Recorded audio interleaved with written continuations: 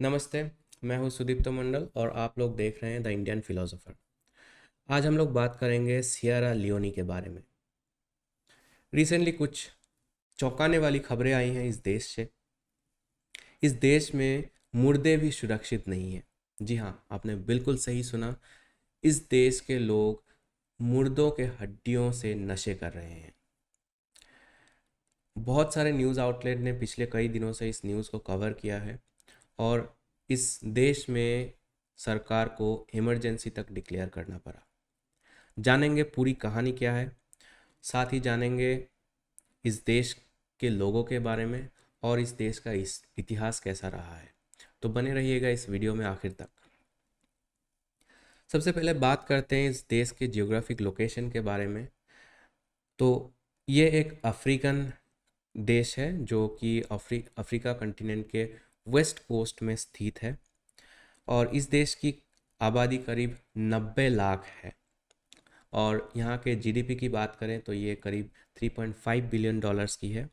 Human development index की बात करें तो इस देश का रैंक 181 है, जिससे आप अंदाज़ा लगा सकते हैं कि इस देश की लोगों की लिविंग स्टैंडर्ड की क्या हाल हुई होगी।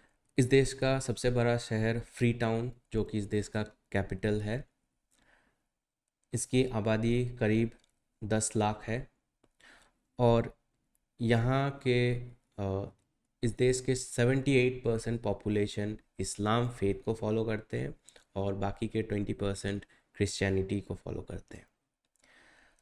बात करते हैं इस देश के इतिहास की, तो इस इलाके में करीब 2500 साल पहले से इंसान रहते आए हैं। ज़्यादातर लोग एग्रीकल्चर पर डिपेंडेंट हैं और क्लाइमेट चेंज का बहुत ही बुरा प्रभाव पड़ा है इस रीजन पर, जिनके कारण कई बार लोगों को एक जगह से दूसरे जगह शिफ्ट करना पड़ा है और बहुत बुरी तरह से इन लोगों को भूखमरी का सामना करना पड़ा है। 15th सेंचुरी में यूरोपियंस इस देश पे ट्रेडिंग करने पहुँचे। पहले तो ये आइवरी के ट्रेडिंग के लिए पहुँचे उस देश में। पहले पोर्तुगीज़, फिर इंग्लैंड, फ्रांस और डच भी वहाँ पहुँच गए, जिनका पहला मकसद तो था आइवरी का ट्रेडिंग करना, पर बाद में इनका मेन मकसद रह गया ह्यूमन ट्रैफिकिंग, यानी कि स्लेव ट्रेडिंग का। इस देश से बहुत सारे लोगों को स्लेव ट्रेडिंग के लिए इस्तेमाल किया जाता था। इस देश का एडमिनिस्ट्रेशन यूके के हाथ में था और इस देश को आज़ादी मिली 1961 में। आज़ादी के बाद भी इस देश का हाल बहुत ही बुरा रहा।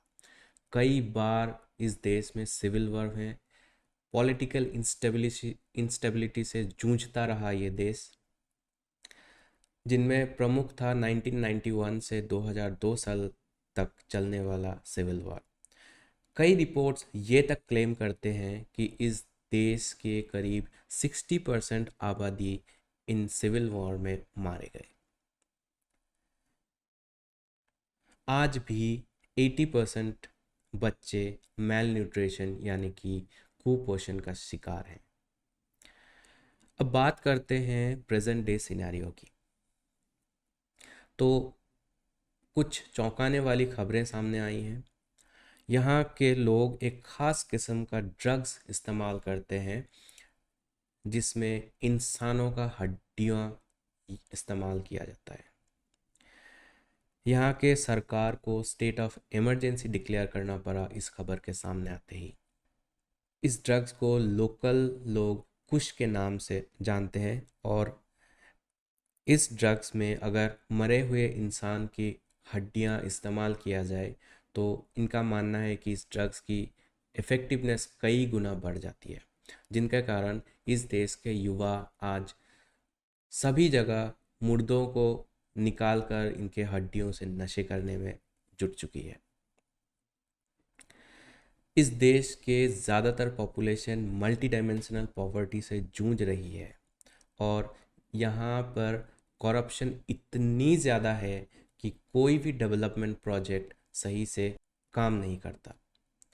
हर जगह करप्शन ही करप्शन है और इस परिस्थिति में इस देश के युवा कोई क्रांति लाने के बजाय इन सब चीज़ों से तंग आकर नशे करने का रास्ता चुना। इस देश के ज़्यादातर युवा 20 से 30 साल तक के युवा हॉस्पिटल में एडमिटेड हैं, जिनका कोई इलाज नहीं है।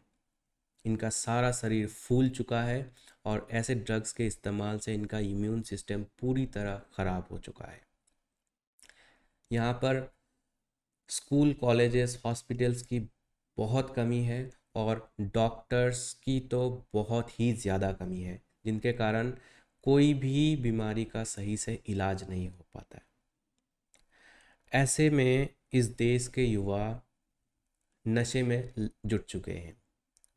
अब आप खुद ही सोचिए, एक युवा जो आज नशे कर रहा है किसी मुर्दे के हड्डियों से, कुछ ही दिनों में इसी नशे के कारण ये खुद भी अपने इम्यून सिस्टम को ख़राब कर चुका होगा और इसी के लाश से कोई दूसरा व्यक्ति हड्डियां निकालकर नशे कर रहा होगा। कैसी दर्दनाक परिस्थिति है इस अभागा देश की। हम उम्मीद करते हैं कि इस देश के सरकार कुछ ठोस कदम उठाए और इन परिस्थितियों से बाहर निकले। ऐसे में इस देश के सरकार ने एक नया ऑपरेशन लॉन्च किया है, जिसका नाम है ऑपरेशन ज़ीरो टॉलरेंस। हमें उम्मीद है ये कुछ पॉजिटिव इफ़ेक्ट लाएगा इस देश के युवकों पर। मेरे इस वीडियो को बनाने का मकसद है लोगों तक इस बात को पहुंचाना कि अगर नशे की समस्या समय से सुलझाया न जाए तो क्या परिणाम हो सकता है। जिस देश के युवक नशे में जुट चुके हैं, उस देश की भविष्य क्या हो सकती है। हमें उम्मीद है ये वीडियो आपको पसंद आई होगी। अगर पसंद आए तो लाइक कीजिए और ऐसे ही वीडियो के लिए इस चैनल को सब्सक्राइब ज़रूर कीजिए। इसी नोट के साथ करते हैं इस वीडियो का अंत। नमस्कार।